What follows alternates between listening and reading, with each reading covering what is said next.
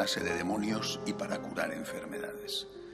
Luego los envió a proclamar el reino de Dios y a curar a los enfermos, diciéndoles: no llevéis nada para el camino, ni bastón, ni alforja, ni pan, ni dinero, tampoco llevéis túnica de repuesto. Quedaos en la casa donde entréis hasta que os vayáis de aquel sitio. Y si alguno no os recibe, al salir de aquel pueblo, sacudíos el polvo de los pies para probar su culpa. Ellos se pusieron en camino y fueron de aldea en aldea, anunciando el Evangelio y curando en todas partes. Palabra del Señor. Cuando estás en América viviendo un tiempo, conociendo la realidad, no como un turista, en unos países más que en otros, Centroamérica en general es más intenso, te das cuenta del avance extraordinario que tienen las sectas.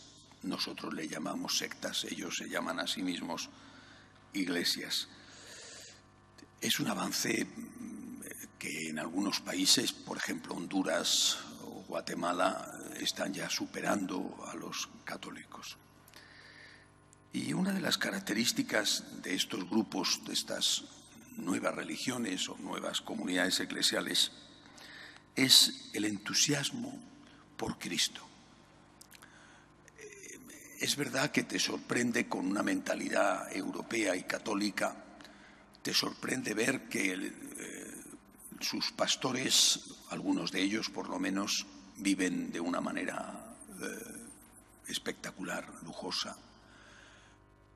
Sus templos, algunos de ellos, son impresionantes. Recuerdo uno en Guatemala que es más que un estadio de fútbol, espectacular. Pero detrás de todo eso cometemos un error cuando los juzgamos a la ligera. Detrás de todo eso, en mucha gente, no sé si en sus dirigentes, pero en la mayor parte de las personas que van allí hay un sincero deseo de amar a Jesús. Digo esto porque no tengo la misma impresión siempre de los católicos.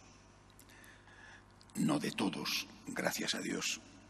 Por ejemplo, cuando esta gente, que en su mayor parte son humildes, cuando el pastor, su sacerdote, les dice: tenéis que pagar el diezmo, nosotros como católicos decimos: es una barbaridad exigir el diezmo, y olvidamos que lo hemos exigido durante siglos. Decimos como católicos: con ese diezmo se enriquece el sacerdote, y olvidamos que quizá eso también lo hemos hecho nosotros durante siglos. Pero por parte de esas personas, repito, muy humildes, la mayoría muy humildes, que no les sobra nada, por parte de ellos hay el amor a Jesucristo. Y entienden que con ese dinero, y así se lo dicen sus pastores, repito, lo que hagan los pastores es otra cuestión, porque ahí sí que hay mucho que discutir. Pero hablo de la gente sencilla, de los creyentes. Los pastores les dicen, y ellos lo aceptan, que con ese dinero van a poder evangelizar más. Es decir, van a poder salvar a la gente. Van a conseguir que otros tengan acceso a la palabra de Dios, al mensaje, y por lo tanto se salven aquí, en la tierra y en el cielo. Recuerdo una ocasión, un taxista me decía, estaba escuchando la emisora protestante, sabes perfectamente cuándo es una emisora protestante y cuándo es una emisora católica. La emisora católica hablan de fútbol y la emisora protestante hablan de Dios, a su manera, pero hablan de Dios. En la católica, fútbol y política. Y en algún momento puntual, en alguna hora de esas que no escucha nadie, ahí meten un programa religioso. Él estaba escuchando la emisora católica, la emisora protestante, y enseguida se notaba. Yo le pregunté y me dice: ahora vivo muy bien. Antes era católico, era un borracho, engañaba a mi mujer. El dinero no me llegaba para nada. Ahora es verdad que tengo que dar el diezmo, pero tengo mucho más dinero que antes. Ya no voy con prostitutas, ya no bebo. ¿Por qué os digo todo esto? Porque yo tengo la impresión de que siendo la Iglesia Católica en la verdadera, si no, no estaría aquí, siendo la Iglesia Católica la verdadera, no estamos haciendo bien lo que manda Jesús. ¿Qué dice Jesús? ¿Qué cuenta hoy Jesús en el Evangelio? Dice claramente, id y evangelizad y curad a los enfermos. Es decir, el primer mandato es evangelizar. Esta es la primera tarea que nos deja el Señor.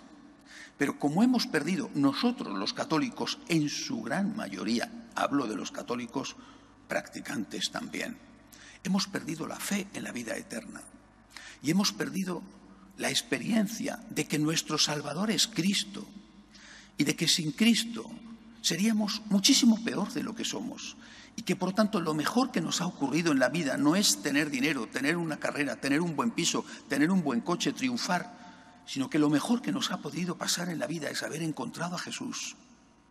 Como esto lo hemos perdido de vista, damos más importancia a otras cosas, incluido algo importante como es la acción social, ese curar a los enfermos que en aquel momento ellos no llevaban ni dinero, como dice Jesús, no podían dar de comer al hambriento, daban lo que tenían y esa era la capacidad de hacer milagros y curar a los enfermos.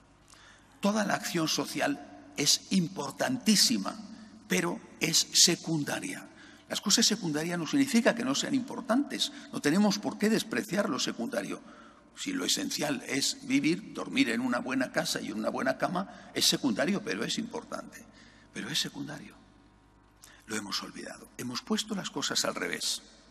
Por ejemplo, ¿qué católicos dan el diezmo? Alguno conozco, poquísimos. Una miseria, literalmente, una miseria en la colecta, una miseria. Tú ves a esos protestantes pobres, que apenas les basta para, no sé, pienso en los de Guatemala o los de Honduras, para comer lo que ellos llaman una tortillita de maíz con alguna cosita dentro y dan su diezmo. ¿Por qué? Porque nosotros somos unos míseros.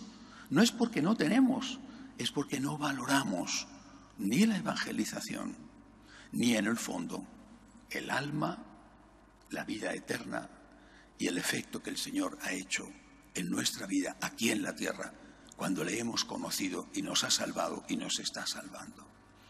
Tenemos un grave problema y así no se puede seguir. Y no se puede seguir por muchos motivos, porque ellos crecen, porque están también los musulmanes ahí al lado con una fe intensa y porque nos van a quitar estas comodidades y seguridades que tenemos. Esta semana se acaba de presentar en el Parlamento el proyecto de ley socialista de quitar la asignación tributaria. Y el de Podemos, Pablo Iglesias, ha anunciado que va a poner,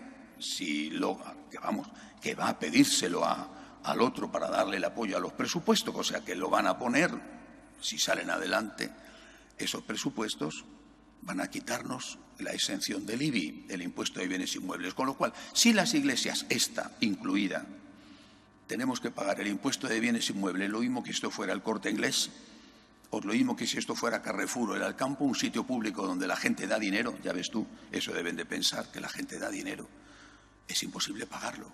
Imaginaos las parroquias de los pueblos, todas las parroquias rurales en general, con algunos viejecitos porque los pueblos están sin habitantes. ¿Cómo van a pagar el impuesto de bienes inmuebles? Eso es directamente cerrar los templos. Si no estamos preparados para amar al Señor con todo el corazón y con todo el bolsillo, si no estamos preparados, simplemente no hay futuro.